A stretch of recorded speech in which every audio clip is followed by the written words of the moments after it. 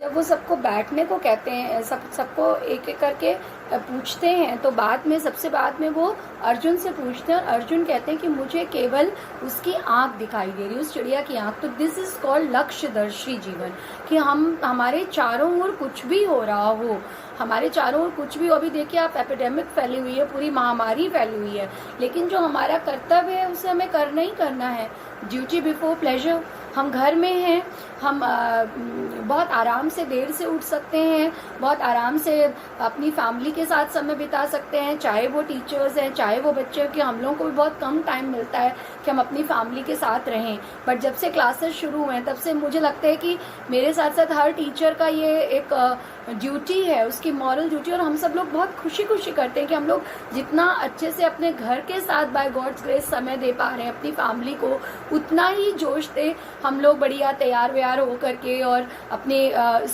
ये subject content को देख के कि आज हमें बच्चों को क्या पढ़ाना है। हम अपने लक्ष्य से दृष्टि नहीं हटा सकते हैं, क्योंकि हमारा लक्ष्य क्या है, हमारा लक्ष्य पढ़ाना है और आपका लक्ष्य पढ़ना है। इस तरह से आप आउटगोइंग बच्चे, आपको बाहर अभी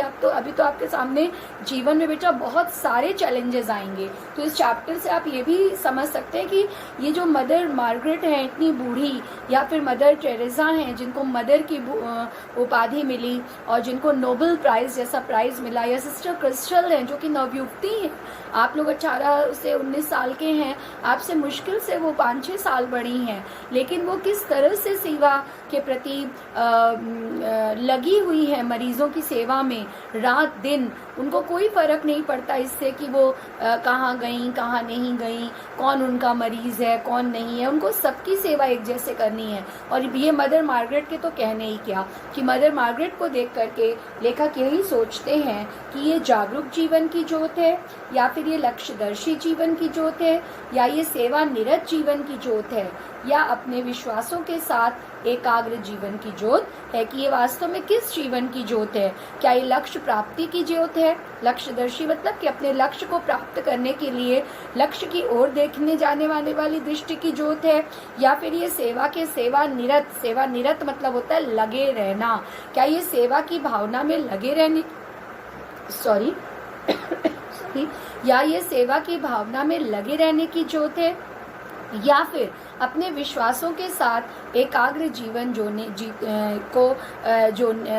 जीने की ज्योत, एकाग्र जीवन की ज्योत है। अपने विश्वासों के साथ एकाग्र जीवन की ज्योत है, मतलब कि जो उनके अपने लक्ष्य के प्रति जो समर्पण की भावना है, जो सेवा की भावना है, क्या वो उसकी ज्योत है, या फिर अपने लक्ष्य को भावना को हमेशा जगाए रखने की दिव्य ज्योति है। वास्तव में ये क्या है वो कहते हैं, और फिर अंत में वो खुद ही अपने प्रश्नों का उत्तर देते हैं, और लास्ट में वो क्या कहते हैं कि भाषा के भेद रहे हैं रहेंगे। वो कहते हैं कि भाषा के भेद रहे हैं रहेंगे भी, पर यह ज्योत विश्व की सर्वोत्तम ज्योत है। वो कहते हैं कि कहीं पर जर्मनी, क्यों वो कह रहे हैं कि भाषा के भेद हैं और रहेंगे भी, इसलिए वो कह रहे हैं क्योंकि वो ये देख रहे हैं कि देखिए हम लोग हिंदी भाषी लोग हैं, हम लोग भारत में रहते हैं और ख़ासतौर से ईस्ट भारत में रहते हैं, तो हम लोग जो हैं वो पूर्वी राज्य है हमारा, उत्तर प्रदेश का पूर्वी हिस्सा, तो यहाँ पर हिंदी और भोजपुरी बोली जाती है, यहाँ पर इंग्लिश उतनी नहीं बोली जाती है, तो हम हिंदी भाषी लोग हैं। और ख़ासतौर से लेखक जब हिंदी में रचना कर रहे हैं तो वो यहाँ हिंदी को ऊपर रख रहे हैं कि हम हिंदी भाषी लोग हैं। फिर हमारे देश में अंग्रेज़ी भी बोली जाती है, लेकिन यहाँ पर आप ये देखिए कि जो मदर टेरेसा हैं उनकी भाषा, अब यहाँ जो ये लास्ट लाइन है ना, इसमें आप सारे मदर्स को और सिस्टर्स को लाएंगे कि जो मदर टेरेसा हैं उनकी भाषा फ्रांस की है, जो सिस्टर क्रिस्टल हैं उनकी भाषा जर्मनी की है। तो वो यहाँ पर यही कह रहे, और सब लोग अंग्रेज़ी सब जानते हैं, हम भी जानते हैं, फ्रांस वाले भी जानते हैं, जर्मनी वाले भी जानते हैं, इवन लेखक भी जानते हैं, तभी उन्होंने इंग्लिश के वर्ड्स इसमें यूज़ किए हैं, है ना। तो वो यहाँ पर कह रहे हैं कि भाषा के भेद तो रहे हैं और रहेंगे भी, पर यह ज्योत विश्व की सर्वोत्तम ज्योत है। तो जब वो खुद ही क्वेश्चन पूछते हैं कि किस जीवन की ज्योत है, क्या ये लक्ष्यदर्शी जीवन की है, या सेवा में लगे हुए जीवन की है, या अपने विश्वासों के साथ एकाग्र जीवन की है, ठीक है, या जागरूक जीवन की, किस जीवन की ज्योत है, तो वो स्वयं कहते हैं कि यह ज्योत वास्तव में विश्व की सर्वोत्तम ज्योत है। ये ऐसी ज्योत है जो कि विश्व में इससे उत्तम ज्योत कोई नहीं हो सकती,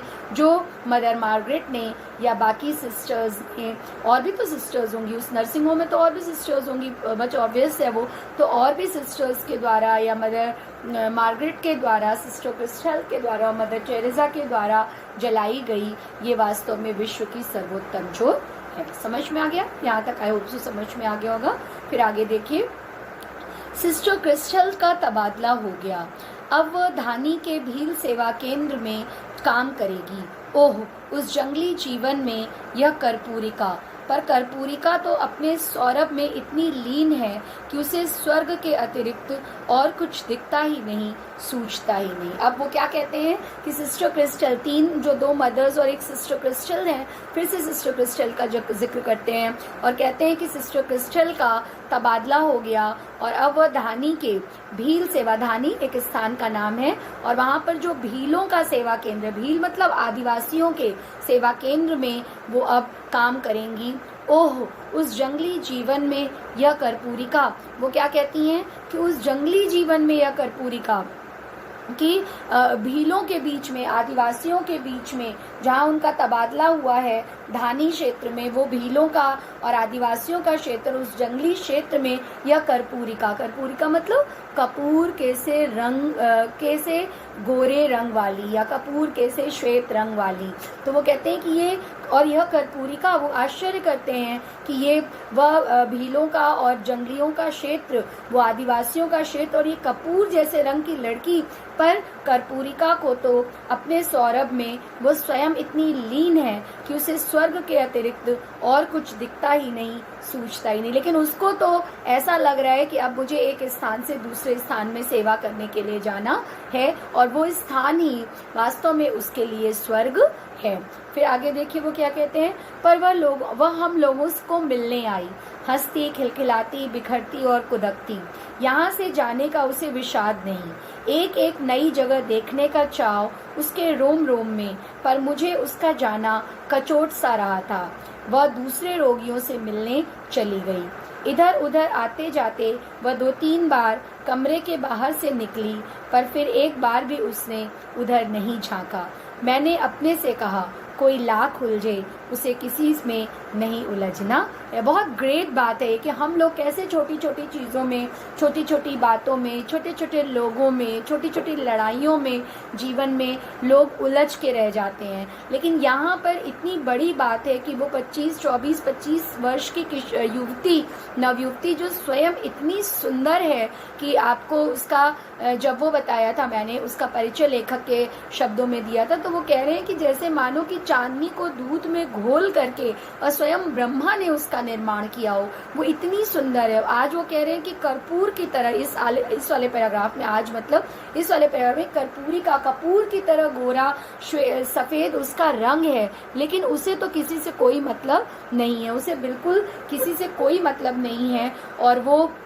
अपने ही सौरभ में, सौरभ मतलब खुशबू, जिस तरह से कपूर में खुशबू होती है, उसी प्रकार से जो रॉबर्ट नर्सिंग होम में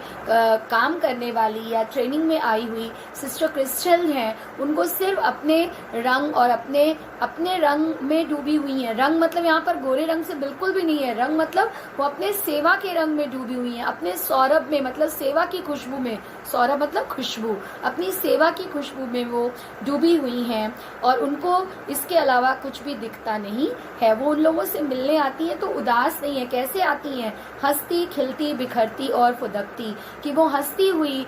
खिलती हुई, बिखरती हुई सी और कुदकती हुई, मतलब बहुत खुशी खुशी आती हैं, सबको बता रही हैं कि मेरा वहाँ पर तबादला हो गया है। यहाँ से जाने का उसे विषाद नहीं। वो यहाँ से जब जा रही हैं तो उन्हें किसी भी तरह का कोई भी विषाद जो है वो नहीं हो रहा है। यहाँ से जाने का उन्हें कोई भी विषाद नहीं हो रहा है।